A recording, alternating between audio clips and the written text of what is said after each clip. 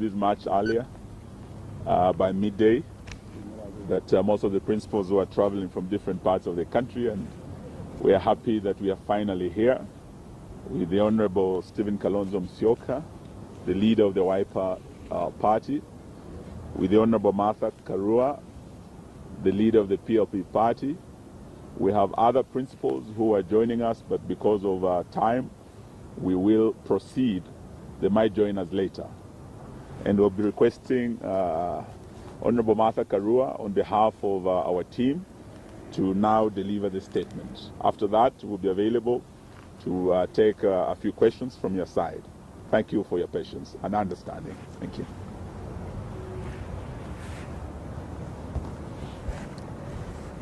This is a joint statement by the People's Loyal Coalition. Yeah, there's a problem. Oh, you can't see me. Can we get some staircase? You know, they normally would have something. I'm vertically challenged. Mother is vertically challenged. You know, it's possible. Fellow Kenyans, we address you on two critical issues confronting the country as the socio-economic crisis worsens. The recruitment saying he is trying to recruit a William Ruto commission, electoral commission, instead of an independent electoral and boundaries commission. This nefarious exercise, we believe, is intended to manipulate or rig the next general election to perpetuate the continuation of the Kenya Kwanza regime that has clearly lost the trust and confidence of a majority of Kenyan people. So far, the shortlisting process has left out Kenyans with credible qualifications and experience based on our assessment over the 1,400 who applied for positions. And it happened the same way with those who applied for chairperson. Quite a number of those who made the list have questionable credentials, and some of them have partisan interests and are either members of the UDA party and the ODM party, or managing somebody within UDA. There are serious allegations of integrity and grave inherent conflict of interest.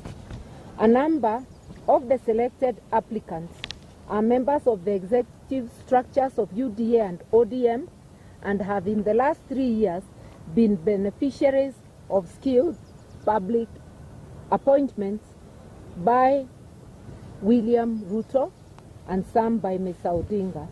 We wish to point out the case of Joy Medieval. She has been the chairperson of the UDA Internal Dispute Resolution Committee. It is clear that Ms. MS Medieval is not eligible for consideration for appointment as IEBC Commissioner as stipulated in Article 88, 2A, Roman 2 of the Constitution.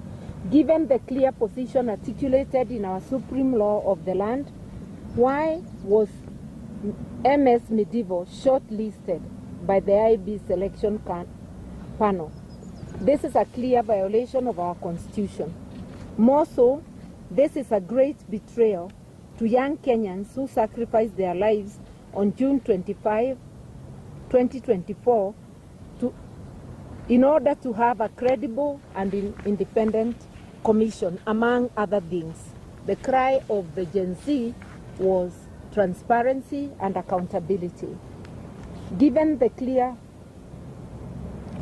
Mr. Ruto's personal advocate is also set for an interview as a possible commissioner. We ask, how can a person bound by the principle of client confidentiality be expected to discharge his constitutional duty free of actual or perceived conflict of interest? Would he been nonpartisan. If he is recommended for the position, it is seemingly becoming plausible that the review of the original list was designed to accommodate the interests of the top members of government. Worse, there are growing concerns about the National Intelligence Service, which has recently been accused of abductions, torture of civilian disappearances, and other human rights crimes and illegalities. We challenge the IEBC selection panel to categorically explain how Ms. Medieval and Katwa Kigen were shortlisted and the role, if any, of the NIS in the selection process. We also urge the panel, I want to add there, and anybody else who has conflict of interest, because there may be others whom we don't know and the public knows. We also urge the panel not to take part in any partisan actions that may pose an existential threat to the well-being of the people of Kenya by undermining electoral justice. And you know, electoral injustice has been a great problem in this country. The panel should only nominate persons who are beyond reproach and will carry out their functions in accordance with the Constitution of Kenya. We further demand that the principle of consultation and concurrence be implemented before the final appointment of the commissioners. Between Mr. Ruto and Mr. Odinga on one side and the opposition, which reflects the country's current reality. In other words, what we are saying is this: let there be consultations on one hand with Kenya Kwanza and its allies, and it's obvious ODM is an ally of Kenya Kwanza, and the opposition, which clearly, because the opposition touted in NADCO report for concurrence was the opposition in parliament. In parliament, the second largest party after ODM, which has now gone to government, is Wiper Party, led by my brother Kalonzo Musyoka. There is also the DAPK party and Jubilee, the wing led by Uhuru Kenyatta, the other wing having gone to KK. So when we talk of consultation and concurrence, we expect Ruto to consult His Excellency Kalonzo Musyoka, who will then gather the others and sit down for concurrence.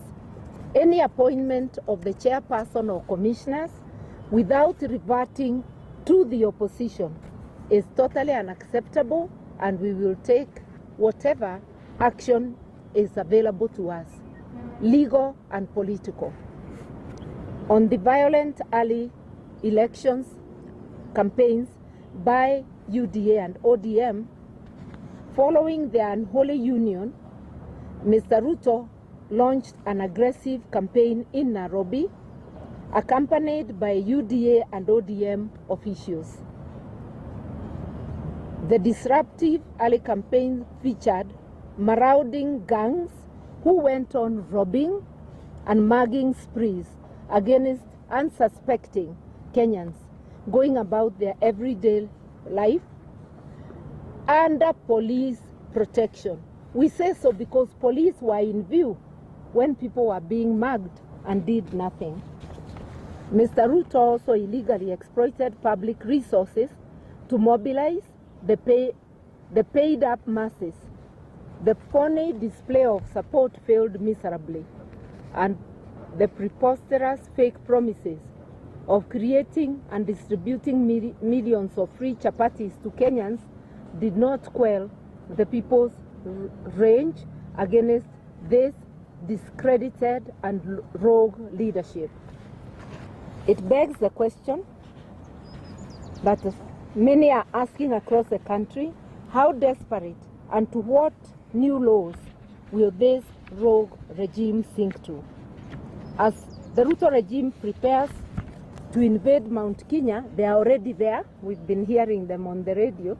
A region with their misguided, Mount Kenya region with their misguided brand of politics ya tutatenga tutaleta, and I heard him repeating the same words.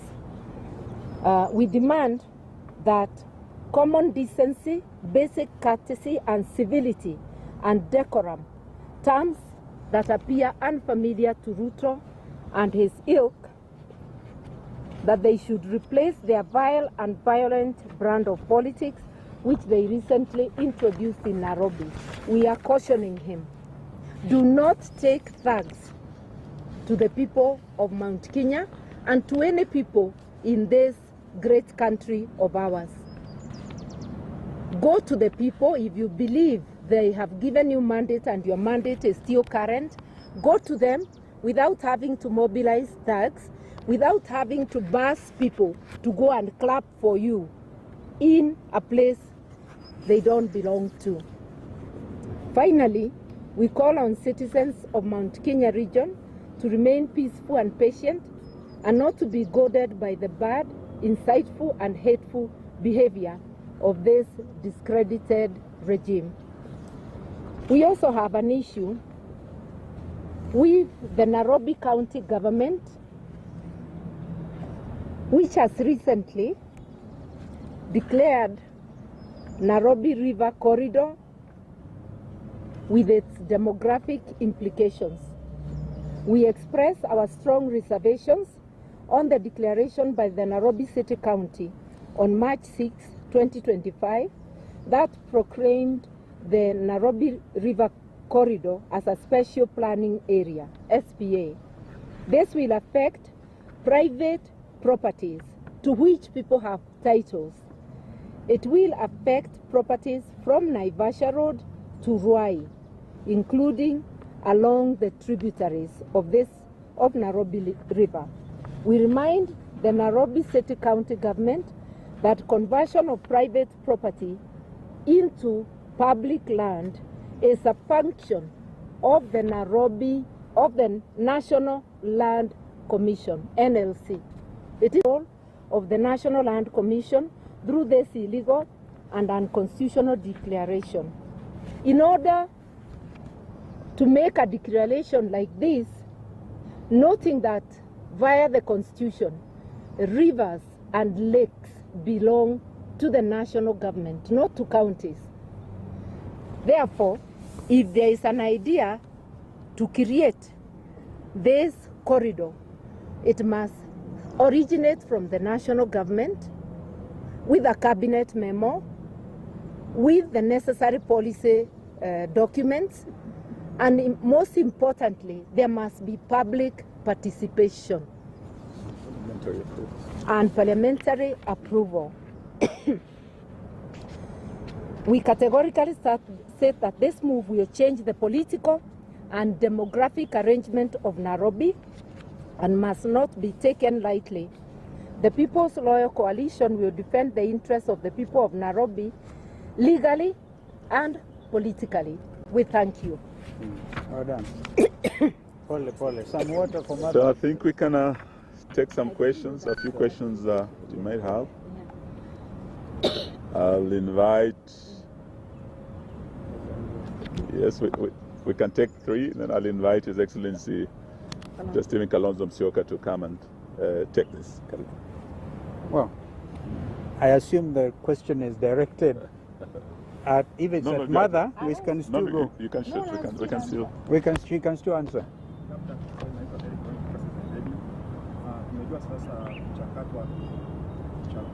Sauti kidogo. Sauti kidogo.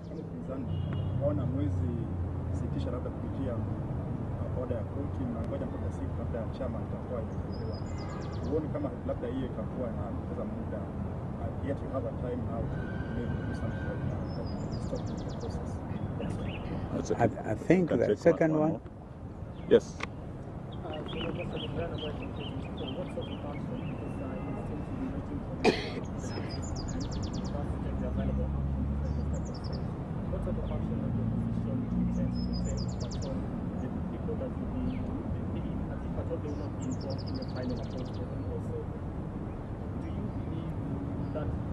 Selection panel will actually carry out an independent kind of appointment when it comes to the I think I can deal with those and my colleagues can add. Kwanza kabisa swala hili lina umuhimu mkubwa sana.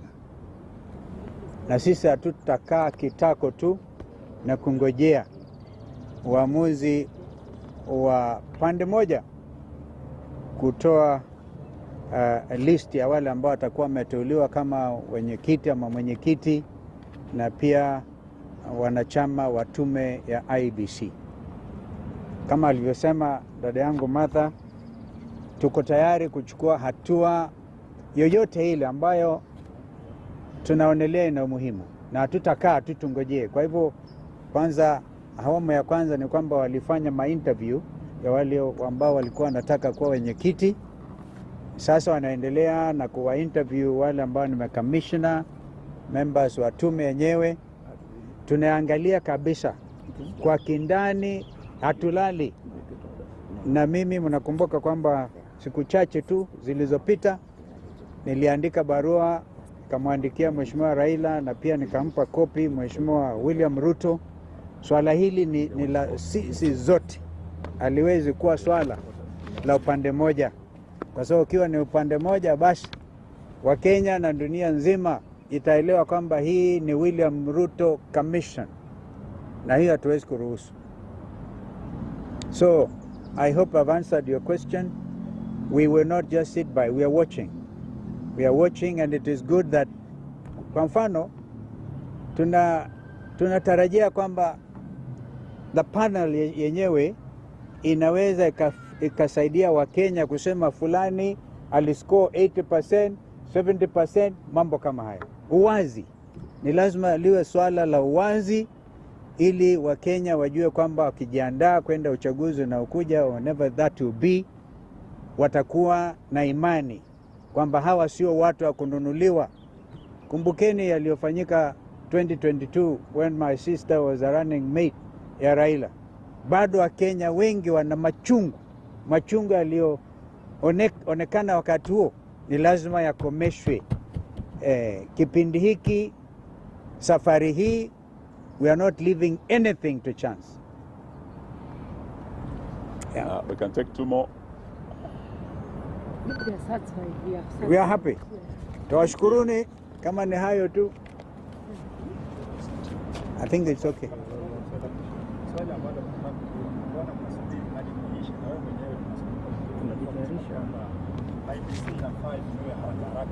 Haraka ina muhimu sana. Haraka ni swala nyeti, my sister can add, lakini tuajiandaa, ni kuambia tuko tayari. Tuko tayari kungangana kwa vyovyote vile, politically, legally. Hatuwezi kuachilia hii bwana. Yeah, you can add. Oh, please add. Yes. Nafikiri muulize kwa Kiswahili, yule kwa Kimombo, but it's basically the same issue ya kwamba kwa nini tumengoja hadi sasa. Ukisikia statement yetu tumesema pahala tumefikia sasa, lazima kuwe na pande mbili ambazo sasa zitaamua ni kina nani ambao sasa watakuwa wale chairman ama commissioners. Ile report ya NADCO ilikuwa clear ya kwamba mazungumzo hayo mpaka yawe kati ya upinzani na serikali. Kwa sasa Mheshimiwa Raila na chama chake cha ODM wameingia kwenye serikali, na yeye na Bwana Ruto wako kwa serikali ya broad based. Sisi ambao tumesalia kwa upinzani tumesimama na wananchi na Gen Z na tumesema hatutaingia serikali ya Zakayo, hatuko kwenye broad based. Kwa hivyo haiwezekani pahala tumefikia Bwana Raila na Bwana Ruto wakutane kwenye ikulu wakiwa watu wa broad based wasemezane peke yao. Hiyo itakuwa kinyume na yale maafikiano yalikuwa kule Bomas ya NADCO. Na hayo hayakuwa tu mazungumzo, yaliweka kwenye sheria, yalipelekwa bungeni. Kwa hivyo tuambia Bwana Ruto na Bwana Raila, kama wao walio serikalini sasa broad based watawacha upinzani nje, hatutakubaliana na uteuzi wa mwenyekiti ajaye. na tuna haki kwenda mahakamani sababu tuliweka ile ripoti kwenye sheria, na ndio sababu kwa statement yetu tumesema masuala haya sasa tutashughulikia kisiasa na vile vile kisheria. Mawakili wetu wako tayari, wakili wetu Ndego Njiro wako hapa na wengine kuelekea mahakamani. Mheshimiwa Kalonzo kama aliyekuwa mwenyekiti wa NADCO ashamwandikia Mheshimiwa Raila barua kumkumbusha. Haya ndio maelewano tulikuwa nayo Bomas. Wewe umeingia serikalini na usituambie ati hauko ndani ya serikali. Watu walikuwa wanasema Mheshimiwa Kalonzo ndio watermelon, yani nje yako green, ndani yako red. Bwana Raila hawezi sema yeye ako kwa upinzani na anasema ako kwa serikali. Sasa Raila ndiye amekuwa watermelon kabisa. Na tumwambie haiwezekani uwe serikalini na uwe kwenye upinzani. It's as simple as that. And if there will be a violation of the principle of consultation and concurrence, which was established in a legal process called NADCO, then we'll be ready to handle the matter both politically and legally. Thank you. I just wanted to add, there is a question he said, bona tunangojea. Hapana, hatukai kitako. Iko kazi inaendelea na utakuja kuiona. Thank you. Asante. Yes. Do you have faith in the selection panel to make an independent decision? I think you have. Let us see it first. You have to. Well, for now, whether or not we have faith is actually overtaken by events. That's why we are watching. You see, the process that we went through, for example, to get included only one name of Ambassador Kokimoli, the kind of mud we were dragged through. And we said we cannot afford to wait. Let us see the product they come up with. And you know, the principle of consultation and concurrence will apply at the level when they have forwarded the 9 names to the president. Okay? Sorry, sorry, Njiru. I might actually give him the floor. That is when the principle of consultation and concurrence will apply, because 2 names will be taken to President William Ruto for selection as the chair of IEBC. Now that is where then they must consult with us. And another, is it 9 names? Yeah, 9 names will be sent to him for selection of 6 as IBC commissioners. Again, we must be involved. Umesikia kwa mfano hapa, huyu mama aitwa Joy Medivo, kwa mfano. Yeye uhakika hawezi akiingia huyo kama mwenyekiti kwa mfano, huyo ni Ruto. Ruto kabisa. Hatuwezi. Jameni, Wani Chebukati was good enough at the time. We can't afford it. And the country cannot afford it. And the future generations are now saying, kipindi hiki, safari hii, ni Wakenya wajikomboe. Yes, sir. So can you say the constitution of IEBC now hangs in limbo? Oh, no. Yeah, that's a very quick conclusion. Yeah, mother told you, hatukai kitako. And yet we don't want to delay the process, because we're also aware William Ruto may want this thing prolonged mpaka ikimaliza 2026 waseme songesha uchaguzi to 2032. It will not happen. Thank you. Asanteni sana. I think that is enough for today. No,